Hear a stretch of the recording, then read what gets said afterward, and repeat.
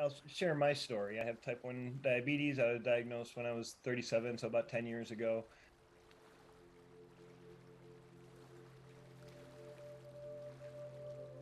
I've been for the past 3 years. I'm doing some mountain climbing challenges with my oldest daughter. And this past summer, I was feeling just nauseous, low energy. The mountain climbing was really difficult for me, more difficult than it had been. In July, prior to meeting Dr. Deep, I had actually gotten to the base of a mountain and had a seizure. That's not something that I'd experienced before. But clearly, it was a sign to me that something was really going on, something was wrong.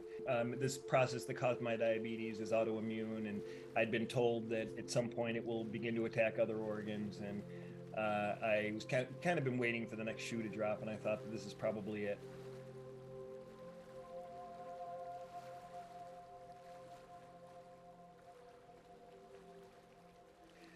So I met Dr. Deep end of July at a conference in Cape Cod sponsored by Harvard.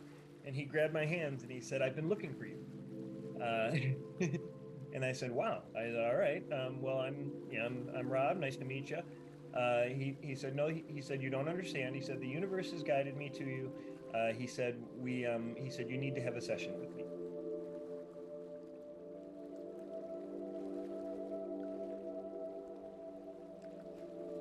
The next day, I met with him for my session. He had me put my head down like that and asked if I had water. Felt around on my scalp for about 5 minutes or so, and then asked me to drink the water until it was about a quarter full, and to continue drinking it. All things that I'm sure you're very familiar with. That night, we drove home to Rochester. My daughter and I went up to the mountains. I ran 20 miles in the woods. I haven't felt better since I started drinking the Nadi Water, and since before I was diagnosed with diabetes.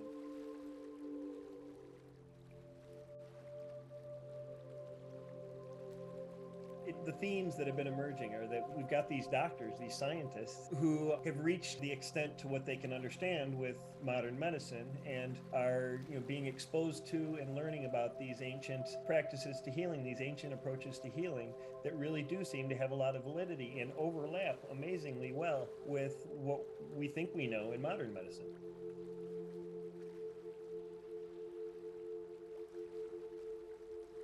My belief is that at this point, we really are very focused on health at the cellular level, right? We're looking at what we can see and what we can understand. But I truly believe that the next phase of healthcare is going to be more at the quantum level. Water, air, and earth and space are all parts of our physical body, but we kind of engage with water necessarily every day. We're just learning about the properties of water and the energy that the water can hold. Can water hold energy? Can water hold memory? Can we affect water in such a way that can transmit information?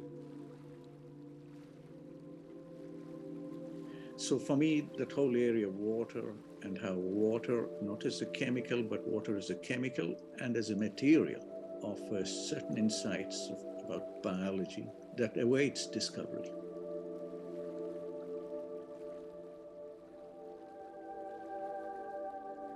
Water has an intelligence. It has the ability to remember things within.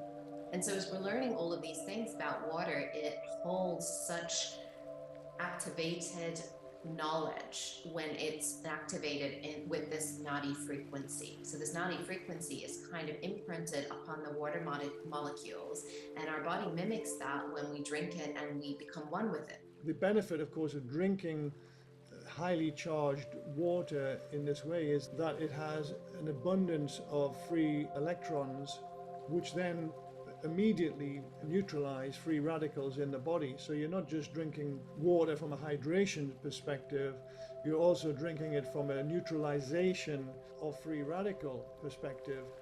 So now imagine, that every morning you're consuming that, even with the intention that the Nadi energy, the pure love, the pure consciousness, pure cosmic energy has actually been transmitted into that water, and now you are consuming it right? With that energy, then as it hits you, and there's this resonance through an energetic field that then is informing your cells, your DNA, your tissues, everything. We're looking at a systemic approach of raising our cellular health in order to live more abundantly and thrive in the environment that we have, where there are more pollutants, there are more requirements for our bodies to adapt and evolve to sustain itself and thrive in the environments that we currently have on planet Earth.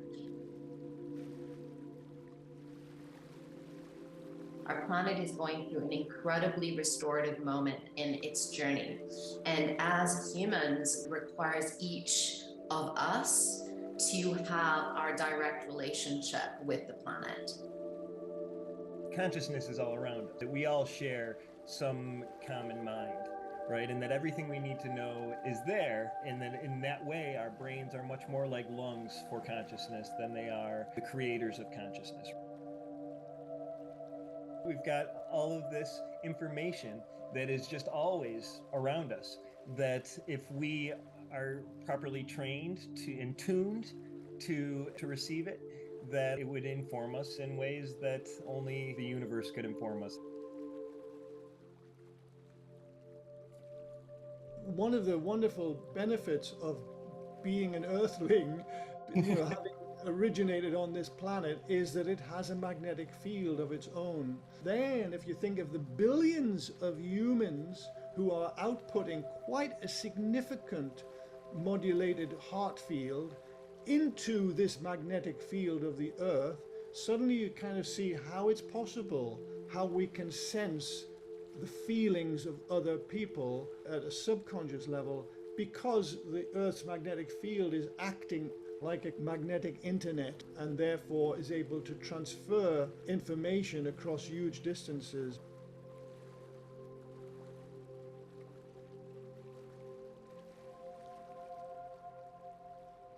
We now have a Nadi rod at Fisher, and since then, we've had people, including myself, charging our water at the Nadi rod and reporting that they're feeling better. In particular, that they're feeling more energy, they're feeling more connected.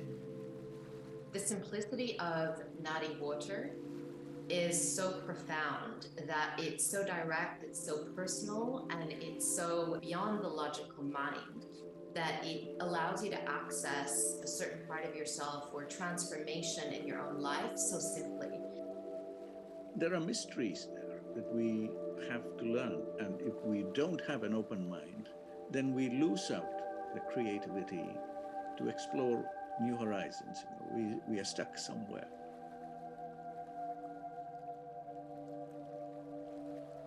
Part of what I'm learning, I think, is that the believing is part of the process, right? That it's not a blind faith. It truly is a scientific process. It's on us to look at how our belief impacts water and it impacts our receptivity to this energy. We actually have something which is a safe element, and its accessibility is disruptive because it can completely pervade and be available to everyone. So if there is something there that will help people, then we must accept it. And I think our challenge is to try and understand.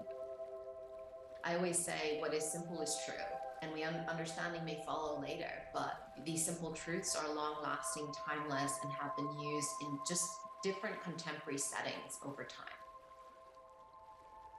Where I would love to see it go is a greater connection to ourselves, a greater connection with each other, a greater understanding of who we truly are, and in that relating from a pure aspect and place of love.